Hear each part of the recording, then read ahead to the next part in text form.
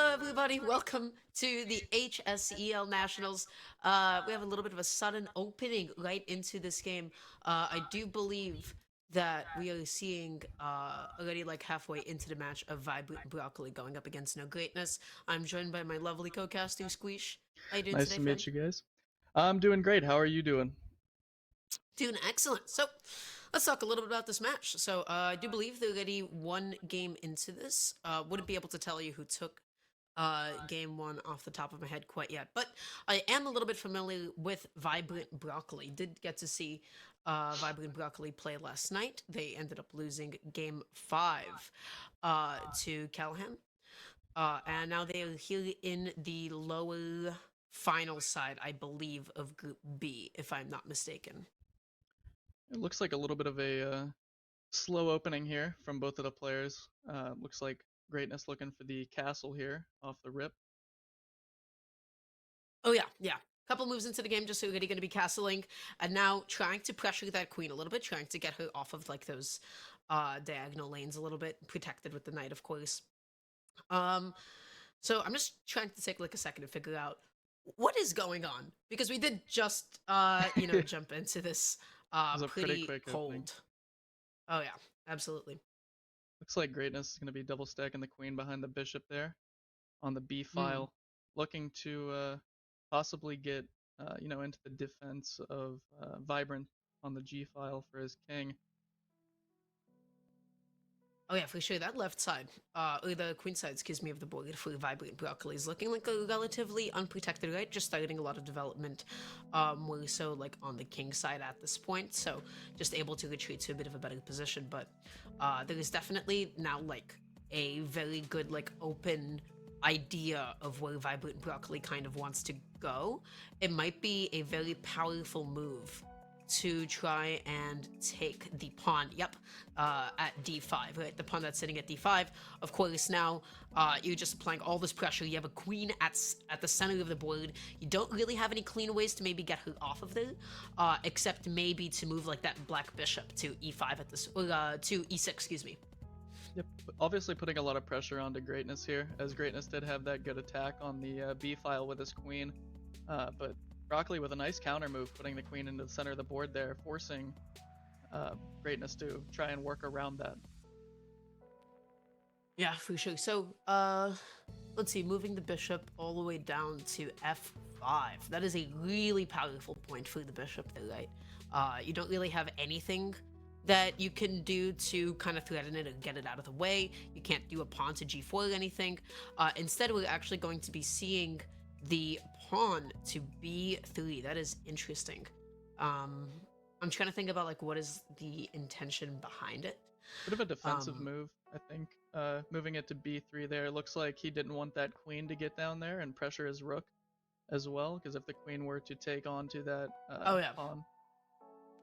it would have been a very powerful position for the queen, right? She would have been chilling. You would have been able to swoop in and also like threaten the bishop that's sitting at e2 Mm-hmm. as well, right? So just putting it up there, you're able to completely block that as an approach option altogether.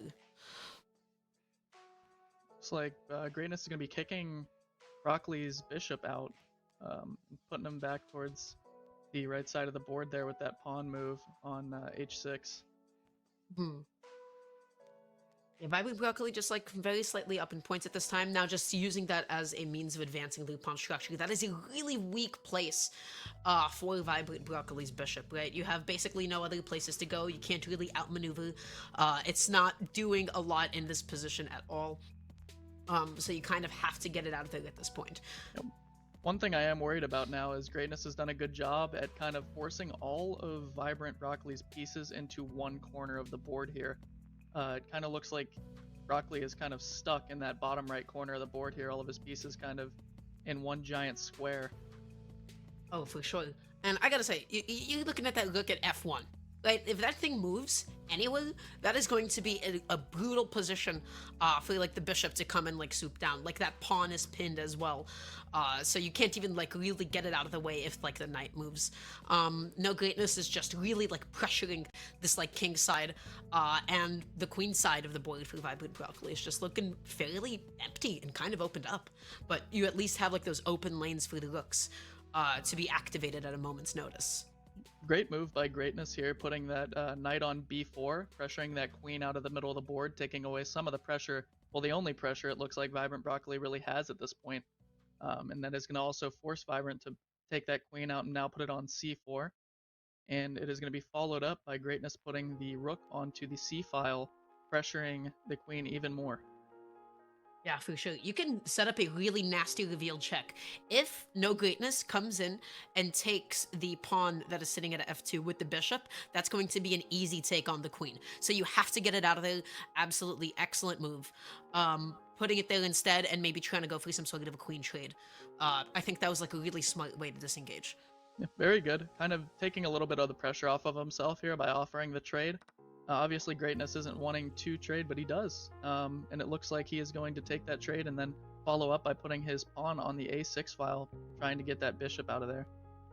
Yeah, that bishop, again, I feel like both of Vibrant Broccoli's bishops are now, like, stuck in some nasty positions, right?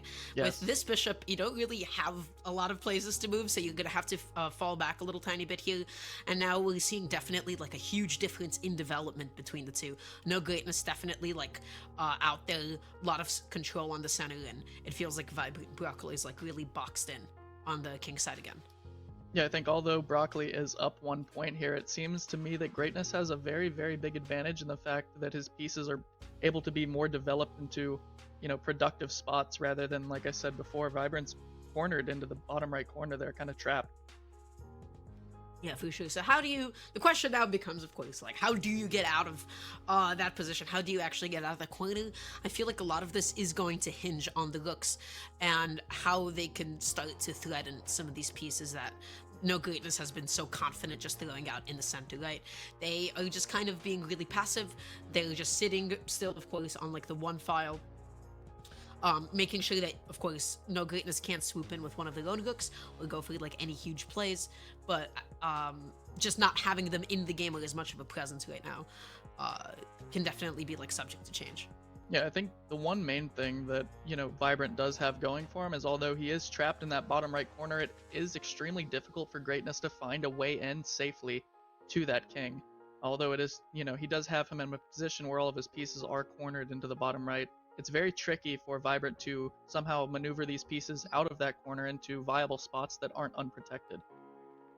That was a really smart pawn move from Vibrant Broccoli, right? You're just like making sure that you're starting to close in on this bishop a little tiny bit. Make sure that they can't actually try to retreat to g4 just in case you set up a little bit of pressure for later. So now that this is like closing in, Nog8Ness might soon decide, do I have to fall back with the bishop? Am I going to need to reposition? Right now, the only other place that you can really go while still maintaining control of center would be back to like e4. Yeah, of course. Another good thing about that pawn move is he is giving his king an option to escape if he wants to move the rook off of the rooks off of the bottom file there. He is giving his king that option to get out of there if he needs to. Oh, yeah. Absolutely. So just a second to think about the next move here. Again, that bishop that's sitting at c5, so threatening, so scary. You're still pinning that pawn. Everything is still kind of boxed in a little bit, and now they're starting to close in a little bit more as well. Really scary position as well, but I'm curious, like, what happens if Vibrant Broccoli does actually go for the knight bishop trade here by taking the knight at d3. Well, it was a very smart move by Greatness here to put that, knight in the middle of the board there on d3. Obviously threatening the possibility of him going for that pawn on the f file with the bishop, protecting him. But now, as we see, Vibrant's now bringing out the rooks, putting them into play by pressuring that knight, forcing him to do something with it. It is protected by the bishop on the f5 slot by Greatness, but we will see if Vibrant, has some tricks up his sleeve to kind of get these pieces out of this corner and start getting back into this game. Yeah, absolutely. This game can still feel like it can go like either way. It's just still going to be up to Vibrant Broccoli to sort of open up their position a little bit more to try and be able to assert center again. I'm worried about that pawn that's sitting at e5. I'm looking at that thing. I'm seeing how pushed up it is right now as well. And if they can start to like develop some of the pieces around a little bit more, you can start like threatening with the promote or at least pushing your pawn up even further into enemy lane. Yeah, of course. I think that this is a very big moment in this game here. Both of these players have their advantages and disadvantages across the board, and I feel like we're coming to a point where, some of these pieces are going to be taken, some of these pieces are going to be put in, threatening positions, and a lot of Yeah. these, pattern recognition puzzles that they've probably worked on for a while are going to start coming out. Yeah, so that's an interesting move with the bishop, right? Going to b4 instead. I'm trying to think about like what was some of the intentionality behind it. Maybe so that you can't really protect that bishop with a rook going back to like e1 or anything. Maybe trying to set something up as well with like a knight. You can kind of swoop in there, but ooh, is this actually an advantageous position for Nog8Ness? I feel like you really don't want to take this bishop with your rook, right? Yeah, I You'll think be that down a rook, it'll be going down point wise. Yeah, especially with the fact that it is double protected here. You do have the rook on the d8 spot as well as the bishop on f5 protecting that spot. So now it's an advantageous position for Greatness on whether he wants to take with the bishop, which he does. And we'll see if Broccoli is wanting to, maybe possibly lose the trade-off with that rook on d1 and trying to take that bishop back on the d3. Yeah, for sure. Um, Ooh, this is interesting. Um, in a way, it might not be a bad move to try and put that black bishop back up to like c5, and pressure like that pawn again, because if you can force, of course, like a check in that position, you can go for like a funny little rook trade or anything. But we're actually going to be seeing VibrantBroccoli put the rook down onto c1 as well. And now it's a completely even rook trade. Nobody really went up or down point-wise. And they both each have a rook to play with. Yeah, of course. I think VibrantBroccoli, although still down by 1 point, I still think kind of has the upper hand in a sense. Although after all of those trades, it does allow Broccoli to open up some of his pieces that he couldn't have before. I think he's Oh slowly yeah. starting to get, the openings that he's looking for. Maybe that trade off down at the bottom there was a plan of his to try to get, a little bit more space to work with. Yeah, so interesting move there. Probably just like backing off to make sure that you can not like get further pressured by like a knight. It would have been like a simple move to, from VibrantBroccoli's knight to e1 or something. Really try to get that bishop out of the way. So just gonna preemptively move back to f5.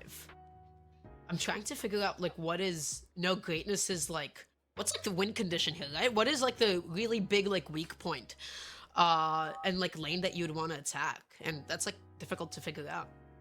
Yeah, of course. I think that if he can somehow get the rook that's on Vibrant's C1 file out of the play on the bottom half there, I think if he can somehow force that rook into an awkward position and get a couple checks in at the bottom of the board there, he can start to try to find success. But one thing I do want to, mention is VibrantBroccoli is running a little bit low on time compared to Greatness, and I think Greatness might be using that as an advantage here. As Vibrant tries to find something to do with these pieces in that corner, he is running low on time. Yeah, so further backing the bishop into the corner, they're interesting, and all of a sudden that pawn that is sitting at f2 is a little bit more unprotected. I feel like that is definitely like there's a huge potential for like a play there. You come in with your rook, you put that thing on something like d2, you maybe reposition that black bishop again, you put that back to c5. I'm looking at that thing and I'm like, there is something can happen there. There is potential.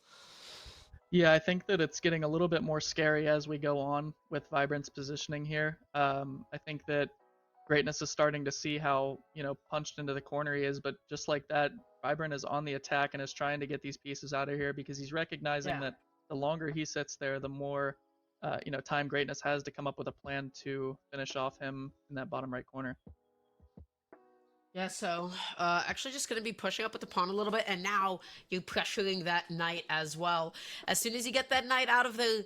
I mean, you don't have a lot of places to go, right? You can't really go to d4 because the rook is, of course, holding down the entire d-file. You can put your knight back to something like e1, but that is giving up a lot of position, and then you're leaving that pawn that's at e5 hanging. Doesn't feel like there's a lot of really amazing moves here. You don't want to back yourself into the corner as the knight. And yeah, VibrantBroccoli just going to have to give up a bit of space. Yeah, I think that Greatness is doing a great job here, no pun intended, on, kind of forcing Broccoli into a bad spot. He's been punched into that corner the whole game. We've consistently talked about it, and I think that it's finally, you know, showing on how bad of a position he was in this whole game as far as trying to get these pieces in a spot where he can do something with them. And he's again forced to push the knight back, and now the rook is on the attack from Greatness, going all the way to d2. Oh yeah, that's a really aggressive move. If you can put your look up as well, you can find a way to maybe to win that knight. Um, this is tense. This is a really tense board. I still like can't like definitively say like who is, um, like up in position, who is the one that is definitely like favored to win the game at this point. They've been like going back and forth with so many different trades, and now we're starting to see Vibrant Broccoli maybe mobilize the king a little bit here. Well, excuse me, Nog8Ness mobilize the king. Maybe try to get it in play and try to get some like just anything going with it. All right, and we just got word that Vibrant Broccoli has won game one. So it looks like he was, in a great spot going into game two here. But like I said, it looks like this is a pretty even board, like you were saying. I think there's a lot of different moves that could happen from both sides that could, sway the game in one direction. And now we're seeing Nog8Ness try to play an aggressive king here, which could be advantageous in his position, considering the pieces of Vibrant Broccoli are not very mobile. They're not really able to get anywhere on the board safely. Yeah, an aggressive king, one that is very like fully capable of starting to like demolish some of this pawn structure as well, right? Starting to move the rook away just a little tiny bit here, make sure that Vibrant Broccoli is not able to make any funny little plays, backing off completely, and now also threatening to take that bishop as well. So you have to get it out of there at this point in time.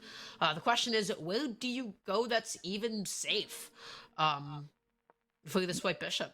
Yeah, this is a very, very bad spot, and this is what I thought the game would come to at this point. Greatness just has so much control over the center of the board, and he has the entire game. And I mean, at this point, with the time running down for Broccoli, almost at 40 seconds coming here now, it's almost in make it or break it mode for him. And with this much pressure onto the board in the middle, I mean, I really am not too sure of what Vibrant can do. Now the checks are starting to get thrown in. The pawn structure on the right side of the board isn't very protective for the king. His knight and rook are stuck at the bottom. This is not looking too good for Broccoli here in game two. Yeah, no, not at all. You just have to find a way to be able to get in there and get another check out. It'd be a fairly powerful check to put your bishop back onto f2, but instead, we're going to be seeing Vibrant Broccoli go back in with a rook, just try to prevent any sort of checks like that. And again, I feel like the name of the game thus far has been Vibrant Broccoli has been kind of stuck on this king side this entire time, always like boxed in, boxed in, boxed in. They got to get their pieces out there somehow. They got to be able to like assert pressure and assert center again. Yeah, that's what I was thinking as well. I just think that there's so much disadvantage here for Vibrant Broccoli that there's not really much he can do. Time is running down. We did get disconnected though. Yeah. We should be able to get back in here in a moment. And there we go. Okay, and it looks like he did get some of these pieces out here. And it looks like Greatness is now up in points, as we predicted. Looks like he was able to get a lot of that pressure that he wanted. Now the trades are starting to come in. And you gotta play fast at this point. You have to premeditate those moves because you have 18 seconds left on the clock, and that is going to be the promotion here. Actually not coming out fully. This is really getting down to the wire, but of course a checkmate is possible with a king and a bishop, if I'm not mistaken.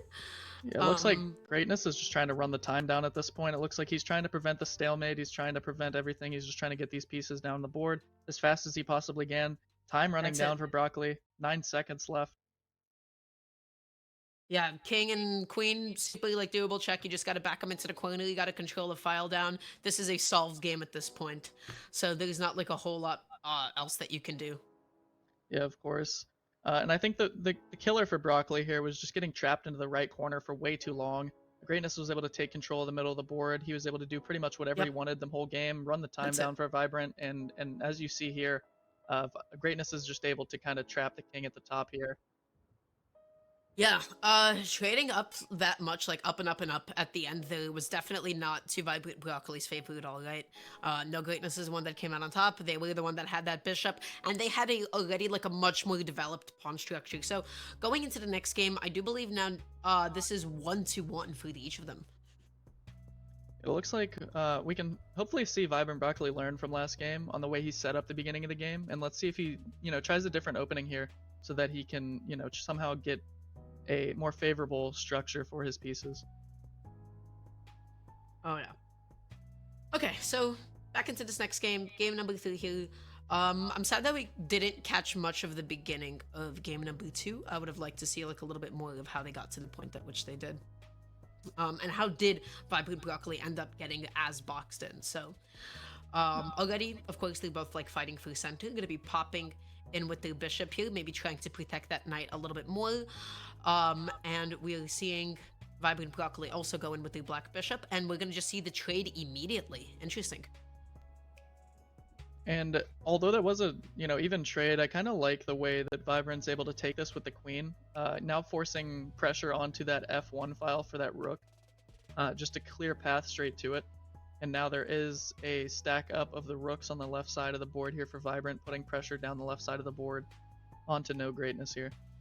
Oh yeah. Okay, right now Nog8Ness just trying to figure out like what the next move is going to be. Right now, I gotta say that queen is in a powerful position, right? You're just controlling that diagonal down completely. We're seeing the pawn to h3, probably to stop, maybe, yeah, try to, like, stop, like, the knight from advancing, like, any further, stopping that knight from going to g4, and, like, setting up any potential for forks. And it looks like Vibrant's just looking to bulldoze straight down this b file. He stacked the rook and the queen on top of each other here, putting an immense amount of pressure onto that b file, forcing Nog8Ness to try and figure out a way to stop this oncoming attack. Yeah, a lot of pressure, but then still, like, not a lot of mobility for the queen, right? She's, like, still kind of, like, stuck on the queen side, and just only able to hammer down that b-file, so I am curious, like, what the play from VibrantBroccoli is going to be, in order to justify that. Of course, it looks like Greatness is going to be moving the bishop over to f4, trying to put pressure onto that pawn on d6, and the trade is going to come out here on the left side of the board as stuff starts to heat up. Okay, wow, they went for the queen trade. They went for the queen trade fairly early into the game as well. They both just seem like very, very intent to do so. Nobody is currently up in points at all, and now just further advancing and mobilizing with that knight. And just like last game, the queen trade did come out fairly early, and it is looking like there's something that both of these players are comfortable with doing. It doesn't seem like they want to deal with the queen, so they try to get it out of the way early. This game, though, it does look like they're a lot more even on the middle of the board. They do have, pressure on the middle of the board rather than one of them being locked into one side. Although I do kind of like Greatness here on the white side. Yeah, for sure. That knight right now that's sitting at c3, maybe not necessarily in the strongest spot, right? Because its safety does hinge on the pawn at b2 just kind of like staying put. So maybe, you want to kind of get that out of the way a little tiny bit, try to cover some different kind of space.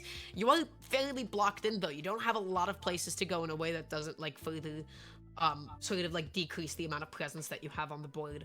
So I'm interested to see what the next play is going to be. Maybe trying to put that rook that's currently sitting at f1 onto e1. That could be like a really powerful pawn position if you decide to start advancing. Of course, and I think that's why it's taking him so long to find a, attack here, is just because he has so many possibilities.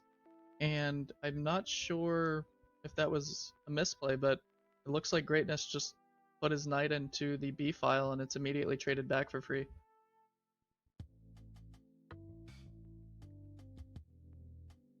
Man, that rook is in a good position. Right, you have that right now sitting at b5. You move that up and down a little bit. You can nestle it really, really comfortably onto like b3, and you'll have like a lot of control of the center, especially once you start moving with that knight that's currently sitting at f6. That was a really smart protection. You have to do that, right? Because otherwise that knight would have been able to take that pawn. That knight would have been already like pushed up super, super far. So Nog8Ness is just trying to get VibrantBroccoli off of them, but they're playing fairly aggressively, at least compared to last game. Yeah, it does look like he's going to go with the e1 push on the e-file here with the rook, as he does stack it right behind that pawn. Looks like he could be going for an attack straight up the middle here.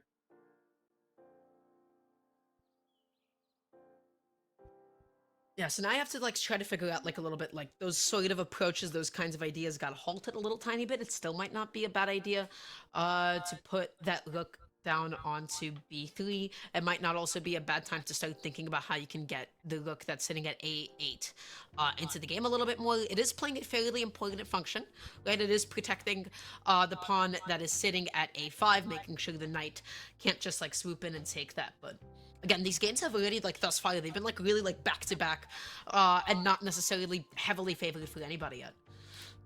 Yeah, it does seem fairly even, and it does look like Vibrant's going to try to stack on that B file again. He really wants the idea of this bulldoze down the B file, as he tried to do it earlier with the queen that ended up in the queen trade. Now he's doing it again with both rooks, trying to bulldoze this file. Looks like he wants to get really aggressive on the left side of this board here.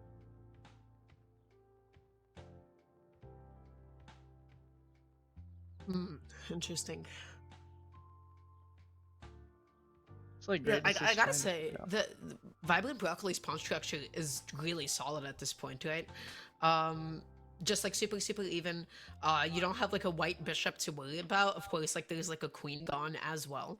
So it's like fairly okay to be like only like on the black pieces at this point because of how much it is actively limiting Nog8Ness's black bishop. Yeah, of course. I think the pawn structure is putting a very, very, very big halt on Greatness's plans here. He does have those 3 pawns in the middle of the board on the CD and E file and a diagonal, which is very, very good for Vibrant. And it looks like Greatness is trying to find some way to get around that, which is very difficult with the way the board is set up as it is currently. Yeah, definitely not the most favored for somebody that only has like a black bishop and no queen at the moment, right? Yeah. And your knight doesn't have like a lot of room to play with. Your rooks don't necessarily have the most open files to maneuver around. Nog8Ness is starting to look closed in a little tiny bit. So you have to figure out, how do I get in on this? How do I actually start to break up the structure a little tiny bit? Going to be swooping in with the bishop back on over to D2 here, trying to put pressure onto that pawn that's sitting over there. I think that's a great move. I think that it is forcing Vibrant to open up a little crack on his defense here for Greatness to try and find something to do. Like I said, it's very difficult at this point in the game with the way the board is for Greatness to find any sort of, offensive tactic to try and break through, as Vibrant has such a solid defense. Oh yeah, absolutely. Now going in with the bishop as well here, maybe trying to put a little bit of pressure onto that knight. That Vibrant Broccoli is just sort of like sitting on. It hasn't really done much for like a good chunk of the game. It doesn't have like a lot of places to go. So this might be one of the times that you're like forced to back up a little bit, right? You can't, of course, put it onto G4. You can't really try to take anything either that's on E4 either. And you really don't want to back yourself into the wall that is the H file. So I think it's a good idea to put pressure onto this knight at this moment.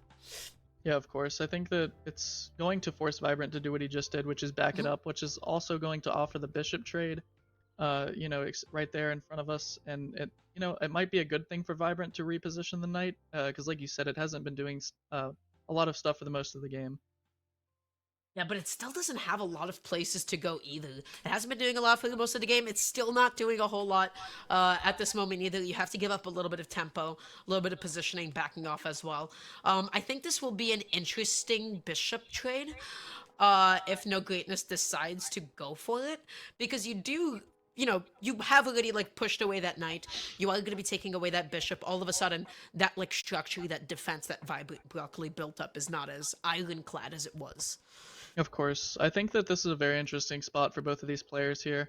And it does come through. The bishop trade actually does come through here, which is, honestly, I think it still kind of favors Broccoli in a sense, because, like I said earlier, his defense and his pawn structure is just so strong at this point that any trade for Vibrant Broccoli that's not, damaging the integrity of their pawn structure is kind of a positive. I think that with this pawn structure, he's able to kind of hold off any attack that Greatness wants to try to pursue. Oh yeah. This is interesting. They keep like going down to the wire. They're both like very like intent to go for a lot of these big trades. Honestly, in a way, it is like weird to say, but that black bishop for Nog8Ness wasn't doing a lot as is, right? Because of the pawn structure that Vibrant Broccoli did build up, because of like that sort of like line of defense, it didn't have a lot of places to go, and it wasn't threatening, nor was it protecting a lot of pieces either. So in a way, it's not the worst piece to give up in that moment, you know? I do think it is also interesting how the time banks for both of these players have kind of shifted from game 2 to 3.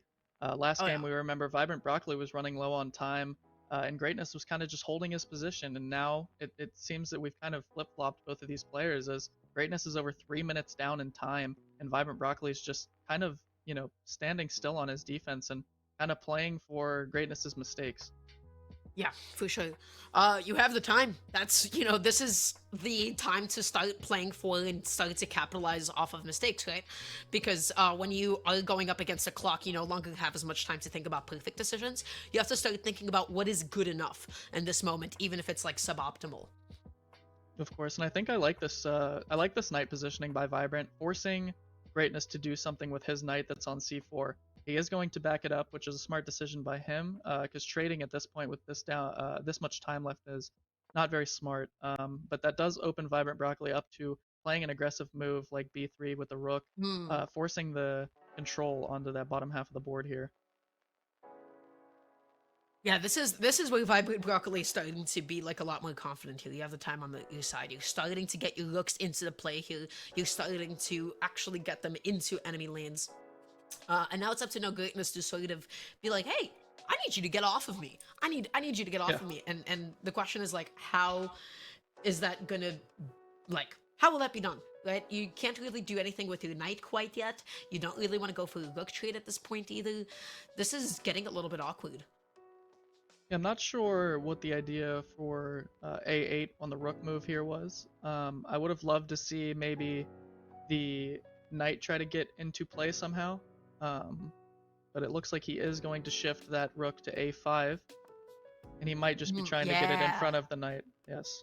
It's all about that V file, right? Like in the beginning with the queen and the rook, and now like trying to go for like a similar play again here, going for the rook trade, which I think was fairly advantageous for Vibrant Broccoli.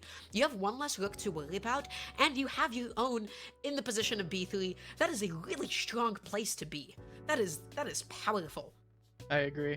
Since the beginning of the game, Vibrant's had control of this B file, and he has made it his duty to win this B file, and I think for most of the game he has. And at this point in the game, it seems that it's been a great plan, because this B file has been home to most of his trades this entire game. And it has led him to the point of being up in time and being up in this positional advantage. Oh yeah, for sure. So the question is, how do you actually win that night? How do you at least get a check going? This might not be a bad time to start mobilizing the pawn that is sitting at f7, if I'm Vibrant Broccoli, right? If you break up that pawn structure just a little tiny bit here, you can start advancing all of those pawns that you had set up before. Yeah, of course. Even though we are looking at a positional advantage or an advantageous positional for Vibrant, it looks like we are still even on pieces here. So this could go Yeah. any way depending on where they want to move these pieces. But like I said, the positional advantage for Vibrant is shining through, and it looks like he is going to start moving those pawns up the board on the right side, and he's going to start trading these out. And now Greatness has a wall of pawns on the right side, and hopefully he can find something to do with them. You don't have a lot of places to go as the knight right now for Nog8Ness. It's not the strongest at this point, right? You can't really move it up because of the pawn structure that Vibrant Broccoli has already built up. You don't really want to back off at this point because then, Vibrant Broccoli can really swoop in with a check here. And now just getting super, super aggressive with it right now. Yeah, this is huge. You can't even take that. You can't take that because then that'll basically be the game. Vibrant Broccoli will take the rook here. You just have to kind of accept this looming fate. Yeah, I think Vibrant has a great spot for that pawn. Going to c3 there is very, very, very advantageous. Because like you said, you can't take it, you can't trade it, because you'll be losing a rook. And now there's just that glooming effect of that pawn being so far up the board, threatening the swap to a queen if he makes it all the way. Yeah, that wouldn't even be like a bad take either with the pawn, right? Because it's not as though you can even do anything about it. This isn't looking so good for Nog8Ness. Yeah, that's gonna be the take at that point in time. That pawn doesn't really have a lot of places to go right now either. This is looking tough. This is definitely getting to be a little bit tough, and that's going to be a really brutal fork for for Vibrant Broccoli. I'm surprised that they didn't go for it though by putting the knight up to c3. And at this point, Vibrant is just doing, everything he's able to do, just taking all the pawns, kind of just cleaning up the rest of the game here. And Vibrant is stuck with a pawn, a rook, and a king. And I can't see him doing much with that, especially with 50 seconds Nog8Ness has left in the time bank. This game is looking pretty controlled by Vibrant. It has looked controlled by Vibrant for most of the game here. And it's honestly just a very well played game from him. Yeah, absolutely. Now this is the point in time where you want to start like advancing some of your pawns. Nog8Ness is trying to not let that happen as desperately as they can, and this is where you like mentioned like the clock and how each of them are treating the time. In the beginning, we're like, that's like 6 and 3 minutes. Well, now Nog8Ness is stuck to the last minute here. They only have a rook to play with. They only have a single pawn, which they're not able to do anything with because it's black. It's blocked off. Excuse me.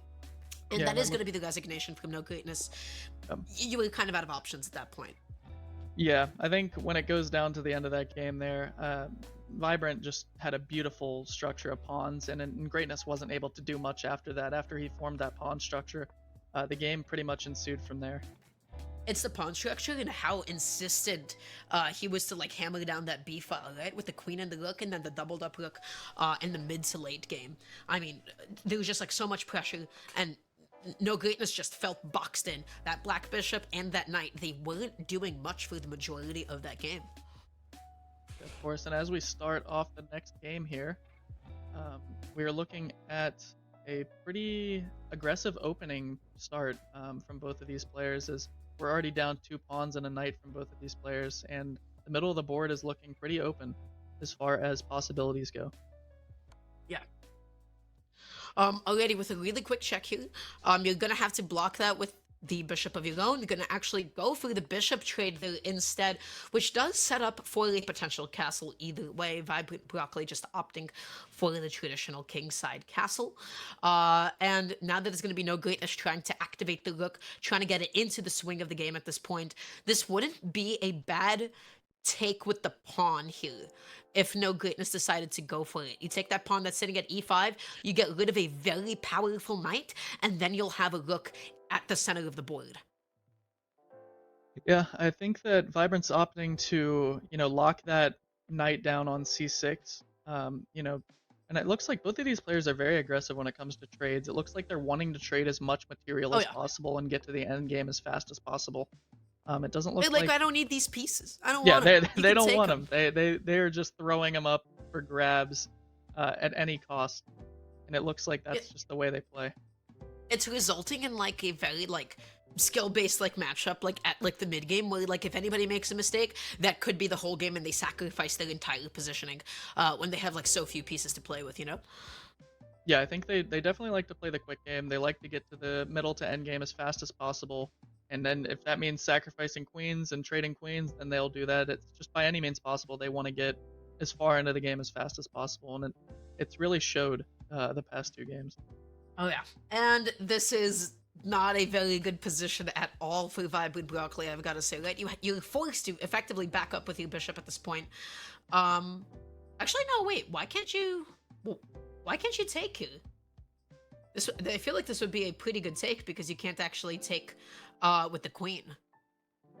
Yeah, I think that it's an interesting spot for Vibrant to be in. I think that with that move by Greatness, putting the pressure onto the e5 pawn, it is looking like he wants to just take as much of that middle board as possible. Yeah. I think we did get disconnected. Yeah, so we might just need a second to be able to get back into it. There we go. All right. And we are back, I believe. Yeah. So we did see Nog8Ness end up giving up the bishop there. And instead just took it with a pawn. I'm not still 100% certain on like the intentionality behind it. But now we're actually going to see VibrantBroccoli be like super keen on protecting that pawn that's sitting at e5. You don't want to give that up. It's in a very, very strong position, of course.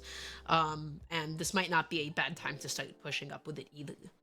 I'm interested to see if Greatness opts to go down that B file like Broccoli did last game, especially with it being that wide open on the left side of the board here.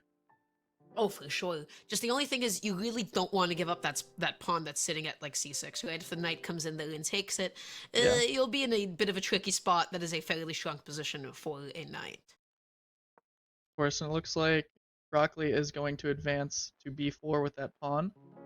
Um, almost kind of trying to force an attack on the left side of the board here. Oh yeah.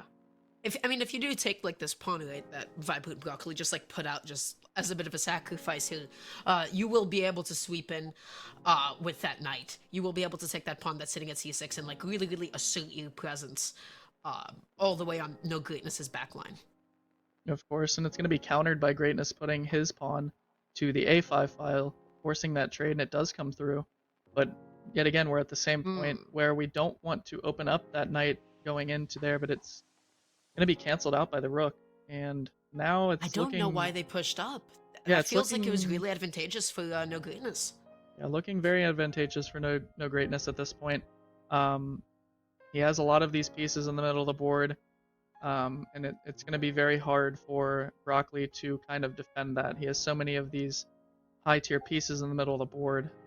It's very hard to get out of that.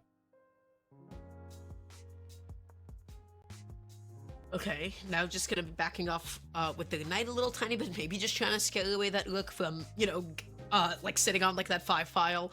It's in a pretty good position at this point in time, right? You have your rooks out, all of a sudden Vibrant Broccoli does not have as much control of the center as they once did. Instead, just going to try and pressure that knight a little tiny bit here. An interesting move, definitely not advantageous point-wise to go through that trade, but you are getting a lot of position for it. Of course. And here we go again. It is the story of the B file for both of these players. And it looks like, for some reason, the past 2 games, the B file has been where the party is going. Both of these players are prioritizing it through all of these games we've seen. Yeah, this is where they're very intent on fighting on, and that's where like the battle is now being held, completely on the queen side at this point in time. You have just so much pressure right now that's going on here. This is tense. All of these games, like, they're getting to like this midpoint, and you just don't exactly know who it's going to be, because like one single mistake, one bad trade, one positional error, and it's going to be the other like player's advantage all the way. Of course, and both of these players at this point in time seem to be pretty even on this fact of positional advantages. It seems like they're both kind of have their pros and cons when it comes to their positions they've chosen. And it seems like they're kind of at a stalemate on what they want to do and how they want to do it. And it's going to be very interesting to see how these pieces develop here in the middle of the game. Trying to think here, and honestly, it might not be like the most like awful move to just wait for that pawn to move up to c4 so that you can move your knight back to like something like d4. Instead, they're actually going to go all the way up with the rook. Interesting. I'm trying to think about like what this move does. Yeah, I am as well trying to figure out the intention behind what Vibrant is trying to do here. But all of these games have been so even piece-wise. Nobody's really blundering. Nobody's really giving up any pieces for free. It's kind of been just even trades, even across the board until we've gotten to these points in the game where it's just very, very conglomerated in the middle of the board. I understand now a little bit better. They have to protect that knight that's at b2, or at b3, excuse me, right? Because if you do go through the trade at that point in time and you have to like take with your pawn, that is going to be the easiest like swoop in from Nog8Ness to come in with that rook that's just been sitting there so patiently. So that pawn that is currently protecting the knight at b3, not very strong at all. You cannot like have that move out of the a file, because that will just be a one rook and probably the game. Of course, and now we're seeing the rook for Vibrant Broccoli go all the way to g3, putting pressure onto the g7 pawn. And it looks like the bishop's going to get into play here, and it's going to force Vibrant to get his rook over to, b2. Yeah, a good move. You definitely don't want to stick that on the A file with that kind of a pawn behind it. There's so much pressure on it. If you can get rid of that pawn and you can also keep that rook safe, that'll be a fantastic move. So, scaring away the bishop finally, right? Not a lot of really good places for it to go. And actually gonna go for the rook trade here. That was aggressive. And it does seem like Greatness is going to come out on top of these trades, as he is now up 3 pieces, or 3 points. And it looks like now the attack is going to start for Broccoli on the right side of the board here, as he is trying to fight back into this game. Oh yeah. And now just like slowly like pushing in with the pawns a little bit here. You have 2 pawns already on that 4 file, 2 of them threatening to promote and controlling a lot of space here. What's going to be the play? Yeah, the left side of the board here is very open. Greatness is going to have no problem pushing these pawns as far as he wants to. And this is very, very dangerous for VibrantBroccoli, because if there is going to be a queen promotion at the bottom of the board, it is going to cause an immense amount of problems for him to have to deal with to get back into this game, being down 3 points. Oh yeah. I mean, there's a really huge play here, right? There's a lot of pressure that's currently happening at the G file. Nog8Ness cannot move any one of those pawns. You cannot have any of them fall out of position, because that could be a monstrous check opportunity. But moving down with the queen, of course, not only pressuring the pawn that's at A2, but you're also clearing yourself a nice, safe, and open lane to push your pawns even further and promote them. Yeah, I mean, Greatness at this point has the ability to just promote 3 queens if he wanted to. That left side of the board is just so open for Vibrant. There's not much defense going on there, and it's going to be very hard for him to try to maneuver around, the pawns that are on the left side of the board, as well as the new queen that just appeared at the bottom. It looks like he's going to start by putting the rook onto F3. Oh yeah. I mean, there's potential for a really powerful queen move here, right? Which is, if you put your queen onto f6 right now, you're going to have to force Nog8Ness to like waste a move, like trying to like get rid of the bishop maybe in a way, but this isn't looking so good for VibrantBroccoli. You have that queen that's about to get promoted, a pawn, excuse me, that's about to get promoted. You're going to have an extra queen to play with and a potential mate in a few moves. And it looks like Vibrant's just going to choose to start trading these pawns off, trying to desperately get some sort of check-in, some sort of opening opportunity. But like I said, with Greatness having this much opportunity on the left side of the board, I cannot see Vibrant getting back into this one very easily. Yeah, it's not looking so good. It's really not. So they're taking a second to really think about their next move here. They're trying to see, hey, is this even like a battle worth fighting? Maybe they're seeing something I'm not, if they're like so intent on continuing to play this one out, but it's not looking amazing, I gotta say. Yeah, the one thing that queen is guarding is at least trying to, destroy that pawn that's trying to go to the C1 file to promote to a queen, but at that point it's just going to be traded immediately anyways. I'm trying to think of ways that Vibrant can get back into this one, but it is not looking pretty for him. Yeah, that's bold. That's, you're giving up your look here, you're trying to just do that to gain, you're losing points, you're losing positioning, you're losing pressure, just in hopes of getting some tempo back, so that you can stall, like, the promotion a little bit more, and then maybe start to set up with a check. You take with the bishop, though, is this gonna be the promotion? I mean, that is effectively a dead bishop, right? You're gonna have to either back it up, you can either go through the promotion immediately. I feel like this is... You don't want to necessarily take that either, because it is going to set up the fork, and going to result in the queen being able to take the bishop after the check. Yeah, I think Greatness is trying to just figure out how he wants to end this game here. He has so many options at his disposal, and it looks like he's just going to promote here. And then the pawn is obviously going to take the bishop on f7, and now this game is just going to be about wrapping it up as fast as possible for Greatness here. And you don't even have a lot of ways to continue this check, to continue this pressure. I'm curious why they didn't take, aside from just like avoiding that one check. But that's totally okay. So just gonna be blocking off that pawn a little bit. You can't even like defend it too well. You have to be super cognizant of the fact that that queen is still sitting on c1. You have to move it out of the way. You have to move it out of that lane. Really, really important stuff. Yeah, and the one thing I am surprised is, how much time is left for both of these players. It's usually been one-sided on the time slots, but at this game it seems like they're both kind of at an even pace, which is interesting to see, as far as Greatness pretty much having one-side control of this game. Yeah, that's probably the best way to mitigate pressure there. Instead of moving with your king, at least you can nestle in a little bit safer. There's no other checks that are possible, at least for the next move. So... this is scary. This is like a lot closer than I thought it would be too. VibrantBroccoli is fighting back so much right now, especially with how much like pressure and like how much that pawn is threatening sitting at f7.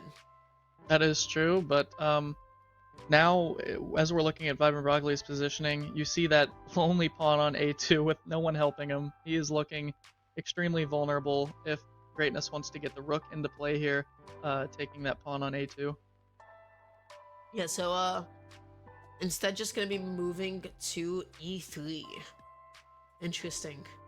Again, not 100% sure about like the intentionality behind that, except maybe, just entirely closing off that e-file, preventing like any more checks from ensuing.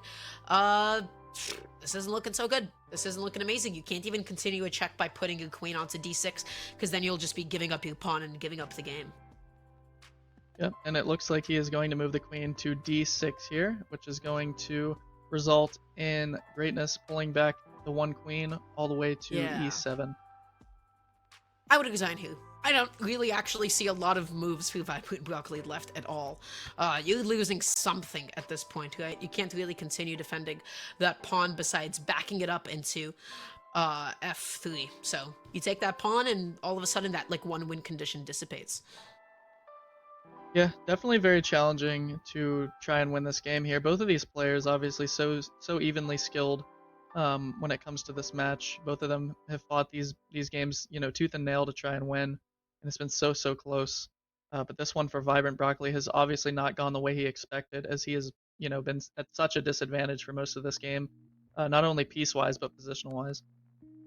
Oh, absolutely, but interesting block though. Just gonna be going back in with the rook here. Yeah, this is looking a little bit grim. You have this endgame memorized. It's a rook and a queen. You don't have a lot of moves. You don't have a lot of pieces, excuse me, to actually play with. You're closing down all of these files. Now it's just up to Nog8Ness to execute and take it to the next game. Yep, as this game, draws out, it should be a pretty simple and routine ending, as they both, try to figure out a way to win. And there we are. The checkmate comes in, and what a great game from Greatness there.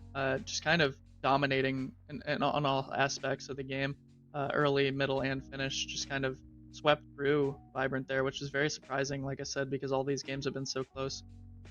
Yeah, Nog8Ness's pawn structure was really good, right? Just being able to have like those two pawns to like justify each other's positioning, make sure that nothing could get like taken on the B and C files. Everything was happening on like the B file again, which is fascinating. So they are going to be going to game number 5 here. This is kind of anybody's set to win. Yeah, this is definitely a very close match where game five, both of these players have, shown their talents, shown their skills in multiple different ways. It's been very interesting to see how fast these players want to play. They want to dominate early. They want to get aggressive. They want to get offensive early. They want to trade. They want to do all these things super fast. And honestly, I think that is why these games are getting to such an awkward middle to end game, is because they're trading these pieces so quickly and trying to get these positions so fast. Yeah, they're trading up a lot. Like, Yeah. I really do want to like continuously like emphasize like they have like they have like the first like 15, 12 moves, whichever.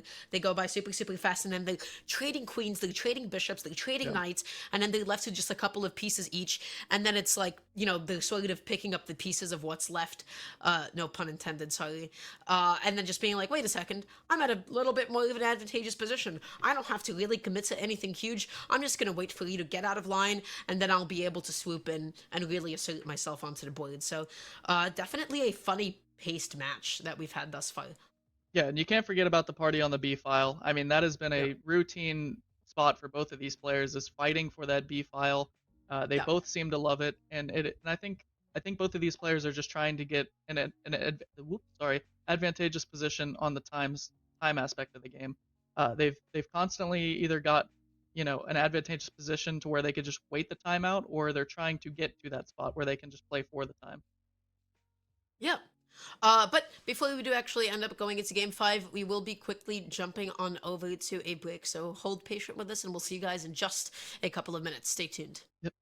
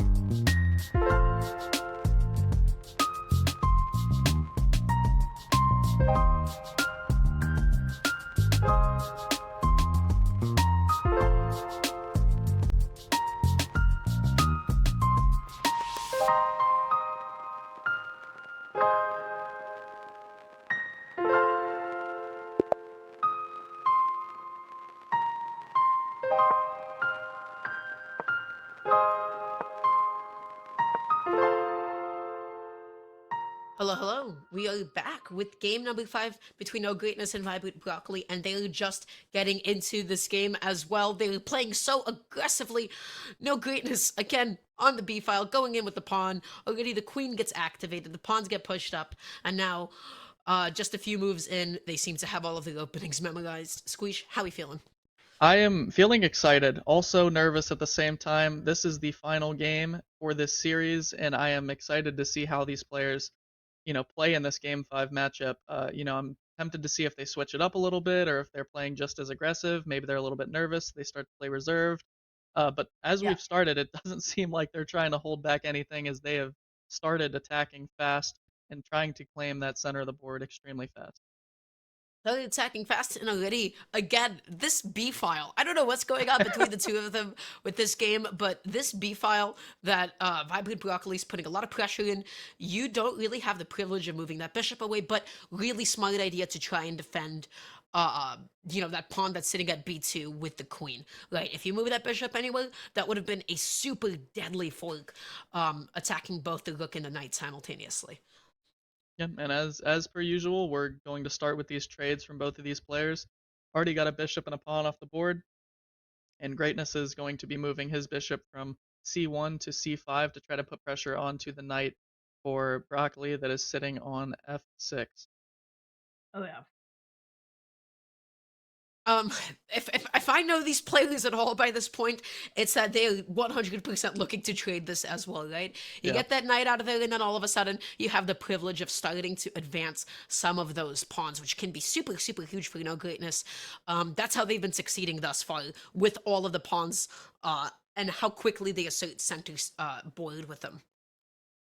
And we are not skipping a beat on this party on the b file as Vibrant sets up the bulldoze on the b file with the rook and the king, putting an immense amount of pressure. And just like that, Somebody wanted a Greatness, queen trade. Somebody Greatness is wanted to go for that queen trade. Greatness is Oh ready man. for it as he moves his rook over to b1, and it looks like they're setting up for another fight on the left side of the board to finish off the series. It is pretty funny. A couple of It is, times yeah. it's like, okay, you know what just happens. 3 times in a row, they definitely seem to have a bit of a preference, a bit of a style. Yep. So VibrantBroccoli just really trying to set something up here with the knight. Not going to be able to find anything quite yet. Just forcing a slight repositioning there. And now swooping in with the queen as well here. Interesting, putting a little bit of pressure onto the rook that's sitting at f1. Um, I'm not sure how they can actually like they don't have like any other piece that's also like pressuring that, but if you can control like that diagonal like white lane, you can really start to hinder some of Nog8Ness's movement. Yeah, of course. He's definitely denying a great bit of movement towards the middle here with that queen. Um, and it looks like we have been disconnected. Yeah. We will be back shortly to get any updates that have been going on. It looks like both of these players are playing how they usually do, trying to put as much pressure on the other as possible. And it looks like Greatness is going to be trying to start a party on the D file. Again, Stacking up. for the Yeah. millionth time. Oh man. So yeah, just coming in with the look there, that is a little bit interesting. I'm trying to think about like why they started to push up with that. Maybe just to sort of clear out that entire 8 file, right? Just to give the other look that's sitting there a little bit more maneuverability so that it can start to do something. Of course. It's going to be interesting to see this middle of the game here as they start to get these pieces developed and as they start opening up opportunities for themselves. Like I said, with it being game 5, the win is on the line. It sometimes forces players to play a little bit differently. Somebody might make a mistake due to the pressure. We shall see. But it's going to be very nice to see as we see Greatness put the pawn up to a3, putting pressure onto Broccoli's knight. Yeah, and at this point, you don't really have a lot of amazing places to go with the knight either. I'm definitely like, this might even, in fact, be a one knight completely. You can't put it back to c6 because, of course, the pawn that is pre-existing there and how much control that's giving out. You can maybe nestle it in to d3, but it's probably going to end up being traded. Somebody's going to be losing a queen. Not a lot of good places for it to go. So maybe the game plan for VibrantBroccoli here is to try and threaten another piece, threaten another trade, and play it out from that point. And it looks like he is going to be going on the attack here as he moves his queen deeper into the enemy territory, trying to save his knight somehow. It might be looking for that pawn to try and take the knight and then try to get the attack back going on the b file, maybe. It is That a would be a huge pawn take, mind you, right? You'll have a yeah, rook, excuse me, a queen that's like sitting all the way in the center, a yeah. queen that is like that comfortable, and also, of course, pressuring that knight. Mm-hmm. It's gonna be interesting to see as this game plays out. It looks like they're getting each other into the normal awkward territory where they're trying to force each other to make a mistake or force each other into an awkward position where they have to waste a lot of time on the clock. It seems like both Oh of yeah. these players like doing that. Instead, actually just going to be continuing up with the pawn structure, not going for that immediate knight take or anything, and wanting to get even more aggressive with it. Whoa. This Uh, is this is gonna be an aggressive match. This is gonna be an aggressive match.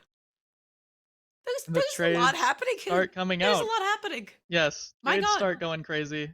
Both queens are lost. We are no we're not used to seeing that aggressive of attacks, but I think they're just going all out at this game, and Greatness is going to come up on the winning side of the trades as he is up now 2 points. That knight for Vibrant is not in a good position at all. You can't really move that without losing a rook of your own. You might have to waste a turn trying to protect that rook, giving up a little bit of tempo. But what I'm keeping my eye on is that bishop that's sitting at g7. That black bishop, it was kind of, blocked off a little bit there. You had Nog8Ness's own bishop, right, sitting at g5 for like such a long amount of the game. And then all of a sudden, the knight is gone, the bishop is gone. That bishop is ready to swoop in at a moment's notice. Of course, I think Vibrant might have taken too big of a step into Greatness's territory. I think that Greatness and Vibrant were both playing aggressive, and I think Vibrant got himself into a spot where he was a little bit uncomfortable, and he just kind of went for too many trades and may have forgotten about a piece that was looking down on his pieces Yeah. during the trades. At the very least, losing a knight. At worst, you could be losing a knight and a rook on top of it. You don't have a lot of really good moves at this point, I gotta say. Yeah, it looks like Greatness is definitely at an advantageous spot here. Now Vibrant is going to bring the party back as he is Yeah. stacking both of the rooks on the B file, trying to protect this knight or at least get it to a point where it's a good trade. Yeah. And he's going to fight his way back into this one, hopefully. Going in with the pawn was a pretty good idea, but now you have that knight that's coming in there so aggressively. That pawn is no longer protected nearly as well. You have so much pressure going on it. Thankfully, that pawn that's sitting at a5 is keeping it nice and safe, but VibrantBroccoli is now all of a sudden looking really boxed in. All of that development, all of that pressure that was sitting at the queen side it's gone, right? You're Yeah. back to where you started, and you're so down in points. Yeah, he is now down 4 points, and this is not something you're wanting to see when you're in a game 5 situation. This is not the type of outcome you'd want to try to fight your way back into, especially in a game 5 scenario where you're down on time, you're down on points, down pieces. This is make it or break it for Vibrant Broccoli here as Oh yeah. Greatness starts to move in. Aggressive. So much aggression. You have really good pawn structure. You have, those pawns like still sitting over there. Now trying to get something going with this bishop, but honestly, I am not seeing a way for Vibrant Broccoli to like find their way out of this unless we see at least a couple of massive blunders on No Greatness's end. Yeah, of course. The idea behind this bishop trying to protect this pawn is nice and all, but still on a back foot here for Broccoli. Still trying to play defense. You don't have much in the way of an offensive attack getting going, and Greatness just again has all of the time in the world here to sit here and think about what he wants to do and how he wants to infiltrate Vibrant Broccoli's defense here. Yeah, for sure. I guess one thing that Vibrant Broccoli can start looking at is maybe trying to disrupt whatever is happening with the pawns at c4 and at d5. You can start pushing up with a couple of your own, but now just putting in pressure with the bishop instead. You really cannot trade at this point. You do not have the privilege of trading up anymore if you're Vibrant Broccoli because of how down in points you are. So we're seeing that uncharacteristic back off because they're just not trying to lose any more pieces. Of course, and I think once Greatness is able to get these rooks into play, this game is going to get ugly really fast. These rooks in the back line here, just sitting, waiting for an opportunity to get into the back line. of Vibrant Broccoli, and it's going to be interesting to see how Broccoli tries to work his way out of this deficit. Yeah. A move that I feel like wouldn't be bad at some point or another would be to try and put a bishop, well, not a bishop, excuse me, to try and put your pawn at f4. If you can actually get that bishop out of that specific diagonal file, you can then start going through that established fork that no greatness is currently threatening with the knight. Right? If you can get that bishop out of the file, it's like the only piece right now that is at center that is kind of protecting anything. I feel like that would be the game. Yeah, of course. And Greatness just has so many threats that he's just waiting to, put down onto Mm. Broccoli that it's going to be quite a challenge for Broccoli to pretty much do anything. And it looks like he's going to start by putting his pawn on e6. Greatness is going to respond by moving his rook to a2 and trying to put pressure on. And there goes trades in the middle of the board here. And it looks like that right side of the board is starting to open up for Greatness, which might not be the best for Broccoli's defense.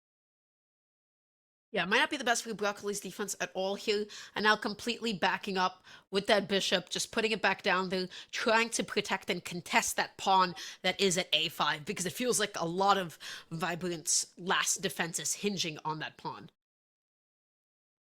Yeah, of course, and these knights are just becoming extremely dangerous as the game goes on. They've been dominating the middle of the board for 80% of the game, and now they're just dominating his half of the board as we start to finish this game.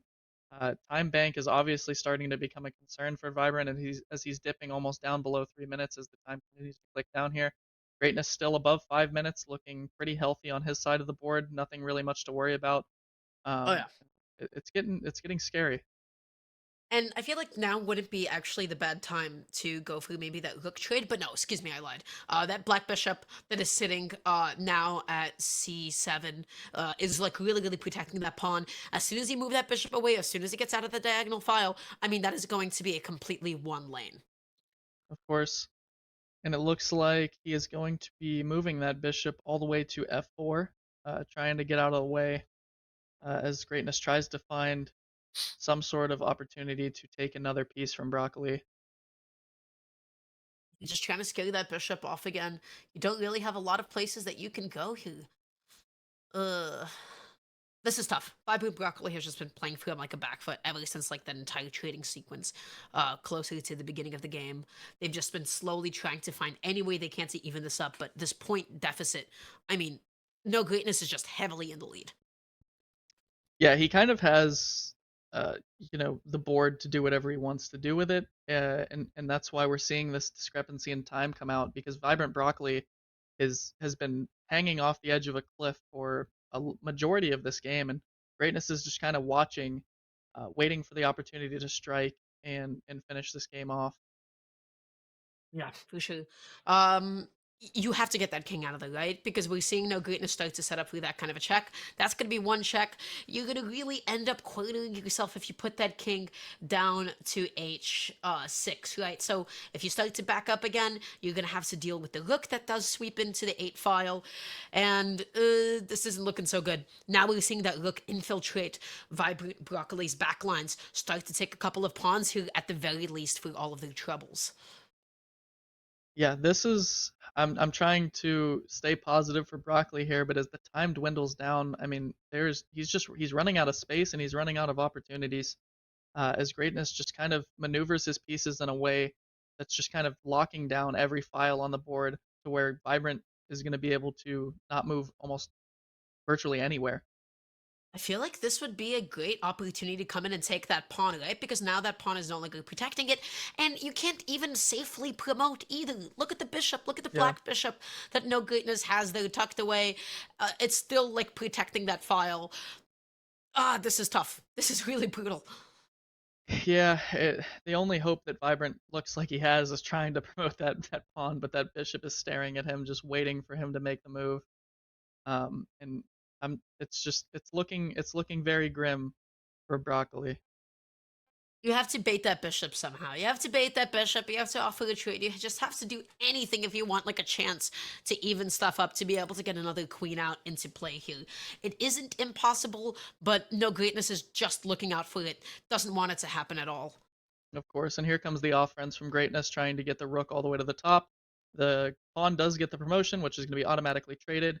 King is in check now, What? and now we have both of these rooks down at the bottom of the board here, trying to force their way back into an endgame that is winnable. It feels odd to say that this is winnable. How did this happen? How did we get here? For all These, intents and purposes, Nog8Ness is just so severely up in points. yeah, But those are two rooks down on the 1 and 2 files. yeah. Right? This is scary. It is definitely scary. Both of these kings are about to be under immense amount of pressure as we start to funnel towards this end game here. But like I said, Greatness is up 7 points. He's about to get another promotion to a queen at the top of the board here. He has two knights that are sitting on the left side of the board waiting to get into the attack. Uh And and that's going to be the check here. You don't have a lot of places that you can admittedly go at this point. But if you get that king into play, you can actually really start boxing in Nog8Ness's own king here. A couple of mistakes, just a couple of blunders away, and Vibrant can steal this game. of course, it's definitely still a winnable situation for Vibrant if things go right. Ah, But just like that, Greatness has been up for so long, and he is going to take the series with a 3-2 finish. What a great game from Greatness there, kind of locking down everything Broccoli had going and executing everything beautifully. that was a really good attempt. Honestly, I gotta say, that was a really beautiful attempt. They really did try their best with that one. Yeah, But like ultimately, that like point differential that was like built up in that mid game, we see like this is also like compared to the Vibrant Broccoli that I saw yesterday. Very aggressive, very keen on going for a lot of those early game trades. I did not love the trades this game 5. The yeah. trades were not in their favor whatsoever. Nog8Ness just established the lead super early on and forced Broccoli to play from a back foot really early on, just always trying to get Nog8Ness off of them. Yeah, I think Vibrant. I think they both started out how they usually did. The 2 games prior. I think the one mistake from Broccoli that really hurt him was trying to get a little bit too aggressive. I think that Game 5 nerves came in. He might have thought he had a great trade going, but ended up and losing a bit of pieces and a bit of points early Yep. in the game, and it really ended in a downfall for him towards the later end of the game. Yeah, Nog8Ness played that last sequence really well. That would have been a very good opportunity to get impatient. You like go for Yeah. like that like one, not fully like followed up or like not fully justified check just once. You give Hmm. them one more extra bit of tempo, and Vibrant Broccoli was like this close to like snatching that game away. But they diminished all the rooks. They got rid of them. They just made sure to promote the pawn and have an extra queen as just like a bit of insurance.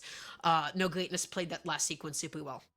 Yeah, Greatness did a great job at taking his lead and slowly keeping the pressure going. It was a slow boil to Yeah. Broccoli's finish there. It wasn't as being up that amount of pieces and that amount of points early in the game. It's very easy to get overconfident, especially in a game 5 situation where you think you have the win and you're very confident. It's very easy to lose that lead. But Greatness did a Yeah. great job at being composed, and he played that very well. And that's why like having time on your side is really important.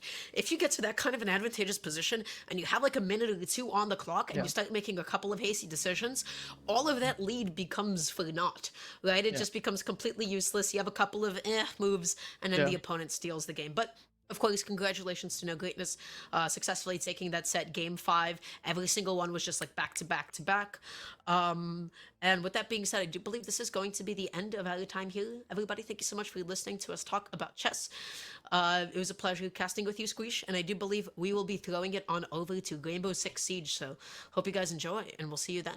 Yep. Thank you guys for tuning in.